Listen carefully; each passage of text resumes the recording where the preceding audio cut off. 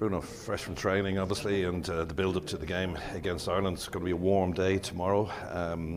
How has the build-up gone for you and the Portuguese side? Oh, as always, obviously we know what we're facing. We know that the type of team we're going to face and the qualities they have in their team. We know their threats. Very physical team, very strong, but also some very good players technically with the technical ability to hurt us. But we're very prepared for that and to do our game. Are you prepared for a defensive-minded Ireland? Are you? No, I don't think so. Obviously, we know that they are very strong defensively with strong players physically, and obviously we will try to make any team to defend as much as they can against us because we want to have the ball, we want to attack. But they have big threats in front. They have players with a lot of qualities. We know set pieces will be a big part of their game, but we prepare for everything. Yeah, I expect you will see a lot of high balls from crosses and set pieces into your area. Something you have to defend, yes. Of course, they're very direct. They're very good in the second balls, also very aggressive. But we are very aware of that, and we know how to try to cancel that. We have to match the physicality and the aggression they have in these second balls also, and then play our game. Obviously, we know what we're facing. We know that, as I said again, big qualities. They have players playing in the Premier League also, and so we need to be very, very aware of that. Did you obviously had a look at Ireland against Armenia? It's a team you beat 5-0. Were you surprised by that result? No, because it's very tough to play in Armenia. Obviously, we were very capable of scoring very early in the game, and I think that is what normally when teams try to be defensive against us open up a little bit the spaces. But we were very, very good in that game, and that's why, because Armenia is a very good team. Obviously, I think Ireland could have got a better result there, yes, but obviously they need to find a different way of playing against them, and I think the focus against this kind of teams has to be very, very high all the time. Last question for me then. Portugal ranked 5 in the world, twice Nations Cup winners, also European champions as well. You must be looking beyond the qualifying into the World Cup itself, but perhaps you might have a chance of winning it. Is that the kind of feeling inside in the squad?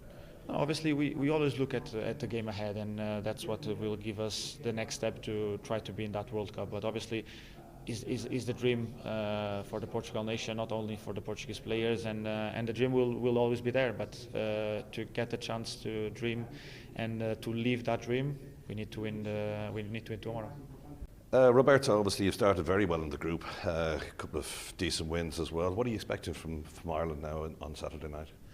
Well, obviously we faced Ireland not long ago in a friendly before the Euro, so we know that they are a very competitive team. We know the individual qualities that they have. There's a different national team coach, but with a lot of experience at international level, so we expect a really difficult game at every level, because the Irish team, they know how to defend, they know how to be structured, and then they take very little with the qualities that they have to pose a threat. So in general, I thought the Ireland had probably a poor game against Armenia, that probably they're going to have a real reaction in our game, so we expect the best level of this Irish team.